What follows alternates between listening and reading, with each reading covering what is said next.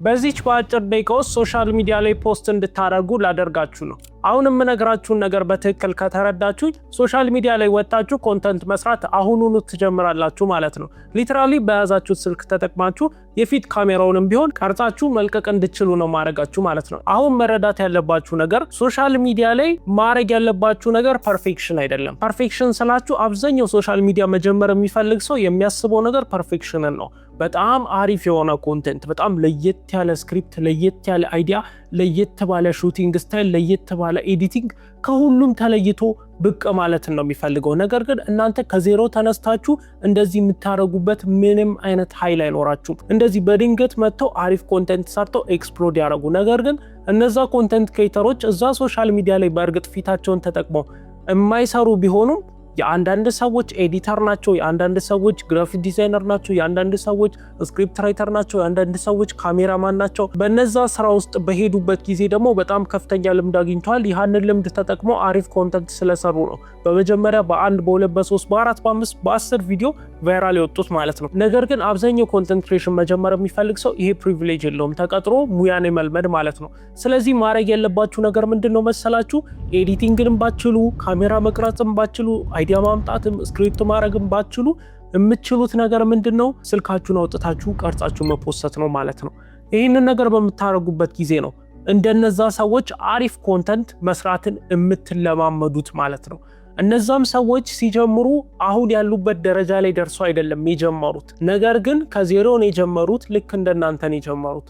ችግሩ እናንተ ሊያስፈራችሁ የሚችለው በዜሮ ሲጀምር ሰዎች ይመለከቱኛል፣ ጀጅ ያረጉኛል ብላችሁ ፊል ታረጋላችሁ። ነገር ግን ይሄ ነገር ልክ ነው ብዬ ራሱ ጭራሽ ማስብ ሰው አይደለም። ምክንያቱም ሶሻል ሚዲያ ራሱ ምን ያረጋል መሰላችሁ? የመጀመሪያ ቪዲዮዎቻችሁ አሪፍ ስለማይሆኑ ቪው ይሰጣችሁ። ስለዚህ አሪፍ ያልሆነ ቪዲዮ ብትሰሩ እንኳን ማንም አያየው። ስለዚህ ከዛ ቪዲዮ የተሻለ ሌላ ቪዲዮ ስትሰሩ ግን የመጀመሪያው ቪዲዮ 10 ሰው ካየው አሁን 11 ሰው ያያል። ከሱ የተሻለ ስትሰሩ 15 ሰው ያያል። ከሱ የተሻለ ስትሰሩ 100 ሰው ያያል። ከሱ የተሻለ ስትሰሩ 300፣ ከ300 ቪው ካመጣው ቪዲዮ የተሻለ ስትሰሩ 1000 ሰው ያያል። ስለዚህ ሶሻል ሚዲያ ራሱ ጀማሪዎችን ያበረታታል ማለት ነው። መጥፎ ኮንተንቶችን ቫይራል አያወጣባቸውም። ስለዚህ እነሱ ሞራላቸው ተነክቶ አያቆሙም ማለት ነው። ስለዚህ የመጀመሪያው ቪዲዮአችሁ ፕሮባብሊ መጥፎ ነው የሚሆነው፣ ያለምንም ጥርጥር ነው የምነግራችሁ። እኔ እኮ እንዲህ ዝም ብዬ ስልክ አንስቼ ኮንተንት መስራት ብጀምር ራሱ አሪፍ ቪዲዮ ሰራለሁ የሚል ሰው አለ።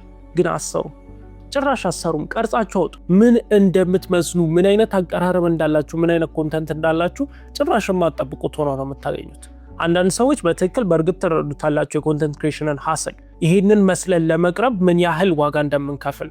ነገር ግን ኮንተንትን ዝም ብላችሁ መጀመር ነው ያለባችሁ ማለት ነው። ስታርት ነው ፐርፌክት ሌተር የሚባል ነገር አለ። ጀምሩት። ብዙ ነገር አንድ ላይ ልትጀምሩት ትችላላችሁ። ከዛ በኋላ ግን ቀስ እያረጋችሁ ፐርፌክት እያረጋችሁ ትመጣላችሁ ማለት ነው። ምክንያቱም በአንዴ ፐርፌክት የምታረጉት ነገር ስለማይኖር ነው ማለት ነው። እዚህ ጋር ሶሻል ሚዲያው እየደገፋችሁ ራሱ እናንተ ኢሞሽናችሁ አሁንም ስትራግል እያረጋችሁ ነው። ምን አይነት ነገር ነው ቪዲዮ ላይ ሞሮ የሚለው ነገር ስትራግል ያረጋችኋል።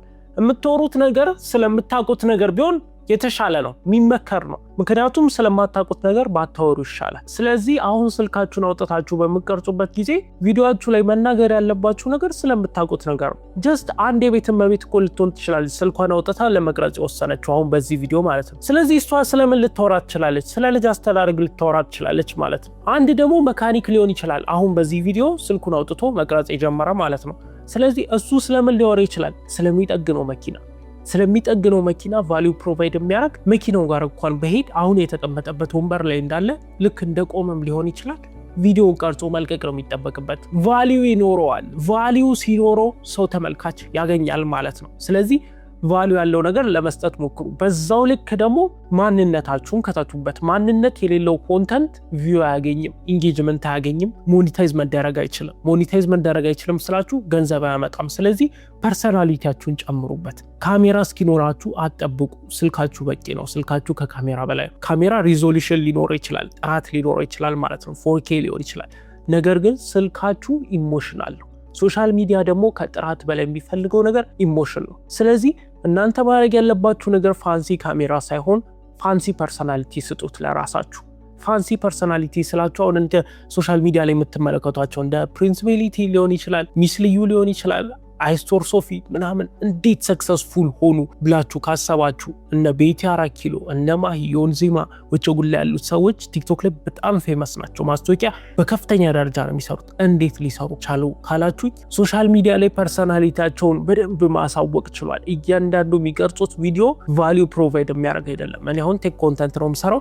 ቴክ ስሰራ በቃ ጮክ ብዬ የሆነ ነገር እናገራለሁ እወጣለሁ። እንደሱ አይነት ቪዲዮ አይደለም የሚሰሩት፣ ማንነታቸውን ነው የሚያሳዩ። ስለዚህ እናንተም እንደኔ ፋንሲ ካሜራ ቁጭ ከማድረግ ይልቅ ያላችሁን ስልክ ተጠቀሙ። አይፎን ካላችሁማ ጭራሽ ኮንተንት እስካሁን የማሰሩ ከሆነና ገንዘብ የምትፈልጉ ከሆነ ሶሻል ሚዲያ ላይ የመስራት ሀሳቡ ካላችሁ እስካሁን ተሸውዳችኋል። አይፎን በጣም ምርጥ ነው። አይፎን ራሱ ኢሞሽናል ነው ካሜራው ላይ ማለት ነው። ሳምሰንግ ያላችሁ ሰዎች ምናምን ለማጣጣል አይደለም። እኔ ራሱ ሳምሰንግ ነው የምጠቀመው። በእርግጥ ለካሜራው ስለማልጠቀምበት ችግር የለው፣ ግን ፖይንት ኤንድ ሹት ኮንተንቶች ናቸው ቫይራል የሚወጡት። ስለዚህ ጀስት ኢሞሽኑን እዛ ጋር ያለውን ሞመንት ሰዎች እዛ ጋር ሆነው ኤክስፒሪየንስ ማድረግ ስላልቻሉ በኮንተንት መልኩ ታመጡላችኋላችሁ። ዜፊላ ላይፍ በቃ የሚመለከተው ሰው በህይወት ያለ ነው የሚመስለው። ህይወቱን ሲኖራት እንደ ኮንተንት ክሬተሩ እየኖራት እንዳለ ነው እንጂ እንደ ራሱ እየኖራቱላ አያስብ። ሶሻል ሚዲያ ላይ በሚመለከትበት ጊዜ ማለት ነው። አይታችሁ አታውቁም? አንድ ሰው የሆነ ነገር ሲወልድ ሲያገባ ምናምን ኮሜንት ላይ ያለው ደስታ ኢሞሽንን ነው በዛ ቪዲዮ የሚያስተላልፉት። በሰርግ ሊሆን ይችላል ልጃቸው ሲወለድ ምናምን ባለው ቪዲዮ ማለት ነው። ያ ኢሞሽን ደግሞ ተመልካቹን ደስተኛ ያደርገዋል። በቃ ራሱ እንዳገባ ነው የሚሰማው ተመልካቹ። ስለዚህ ደስ ብሎት ደስታውን ይገልጻል ማለት ነው።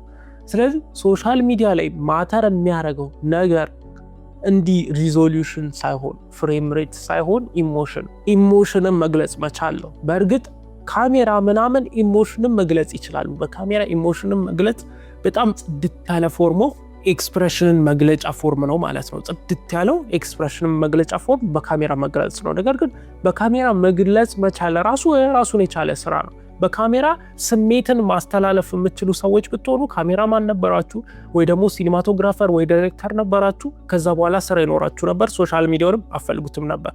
ስለዚህ በካሜራ በላይት ምናምን ኢሞሽናችሁን ለመግለጽ አትሞክሩ። በጣም ከባድ ነገር ነው። ማንነታችሁን አውጡት ቀጥታ። በቃ ከናንተ ላይፍ ጋር ኢንጌጅ የሚያደርግ ሪል ላይፍ የሆነ ኮንተንቶችን ስሩ። እንደዛ ካረጋችሁ የማትጸጸቱበትን ስራ እንደሰራችሁ ነው መቁጠር ያለባችሁ። ሶሻል ሚዲያ እንደ ኢንቨስትመንት ነው። ኢንቨስትመንት ማለት አሁን የሆነ ነገር ታስገባላችሁ፣ ነገ ከነገ ወዲያ ምላሹን ላታገኙ ትችላላችሁ፣ ግን ኢን ዘ ሎንግ ራን በጣም አትራፊ ይሆናል ማለት ነው። ሶሻል ሚዲያ በጣም ትርፋማ አክሲዮን ብላችሁ መያዝ ትችላላችሁ። እኔም አሁን ራን ማረጋቸው መልቲፕል ቻናሎች አሉ። የካር ቻናል አለ፣ ሌሎች ቻናሎች አሉ። እነሱን ራን ማረጋቸው ኢንቨስትመንት ስለሆኑ ነው። እኔ ጀስት ወጣት ነኝ፣ ገንዘብ አይኖርም። ወጣት ስትሆኑ እጃችሁ ላይ ገንዘብ አይኖርም። ይኖራል ግን ለስራ የሚሆን ገንዘብ ነው የሚኖረው። ሚሊዮንሶች አይኖራችሁም ወጣት ሆናችሁ። ስለዚህ ኢንቨስት ማድረግ የምትችሉት በካሽ ሳይሆን በኢፈርት ነው። እኔ ደግሞ ኮንተንት እየሰራው ሶሻል ሚዲያ ላይ ኢንቨስት እያረኩ ነው። ጀስት ቢ ኮንሲስተንት። ጉልበት ይኖራችሁ፣ ኢነርጂ ይኖራችሁ፣ በርናውት አታርጉ። ራሳችሁ ላይ ጥርጣሬ አይግባችሁ። ራሳችሁን እመኑት። ወዴትም ሂዱ፣ ወደ ገደልም ልገቡ ትችላላችሁ። በሶሻል ሚዲያ ግን ራሳችሁን እመኑት። አንድ መመክራችሁ ነገር ግን ሶሻል ሚዲያ ላይ ቫይራል ለመውጣት ብላችሁ ምንም አይነት የሚጸጽታችሁን አይነት ስራ መስራት የለባችሁ። ይሄ በጣም ብዙ ሰዎች ጋር እያስተዋልኩት ያለ ነገር ነው። ሶሻል ሚዲያው ራሱ እብድን ነው። ምን ተፈጠረ ካላችሁኝ ሹት እያረኩ እያለ እንደምትመለከቱት መብራቱ ጠፋ ማለት ነው። ስለዚህ ኮንተንት መቅረጽን አላቆምኩ። ምክንያቱም ዲሊቨሪ እያረኩ ያለሁት በሲኒማቶግራፊ ብቻ ሳይሆን ኢሞሽን ነው እያስተላለፍኩ ያለሁት። ስለዚህ ኢሞሽን ደግሞ ያለ ሲኒማቶግራፊ ያለ ላይትም ያለ ካሜራም መቀጠል ይችላል። ስለዚህ እኔ ለእናንተ ማስተላለፈው መልእክት አላቆምም ማለት ነው። በጣም እያስተዋልኩት የመጣው ነገር ምንድነው? ሰዎች ቫይራል ለመውጣት ቪው ለማግኘት ፕሮሞሽን አገኛለሁ በሚል ጊፍት አገኛለሁ በሚል ምክንያት የማይሆኑ የማያምኑበትን ነገር እየሰሩ ይገኛሉ። ነገር ግን ይሄ ነገር ልክ ነው ብዬ አላስብም። ጭራሽ ማድረግ የለባችሁም። ምክንያቱም ለገንዘብ ብላችሁ ወደፊት የሚቆጫችሁን ስራ እንደማሰሩት ሁላ ወደፊት የሚቆጫችሁን ቪዲዮም አትልቀቁ። በቃ ወንጀል ማሰሩት እኮ ህሊናችሁ ስለሚወቅሳችሁ ነው። ሶሻል ሚዲያ ላይ ለምንለቁትም ነገር ህሊናችሁ ይወቅሳችሁ። የማይገባ ነገር አትልቀቁ። አስቡበት። ቪዲዮ ከመልቀቃችሁ በፊት ከሰዎች ጋር ጀስት ነቆራ ብቻ አታድርጉ። ውጪዎቹ ሲናቆሩና ቫይራል ሲወጡ አይታችሁ ሊሆን ይችላል። ነገር ግን ውጪዎቹ የሚናቆሩት አሴ ማርኬቲንግ ትሪክ ነው የሚጠቀሙበት ነቆራቸውን።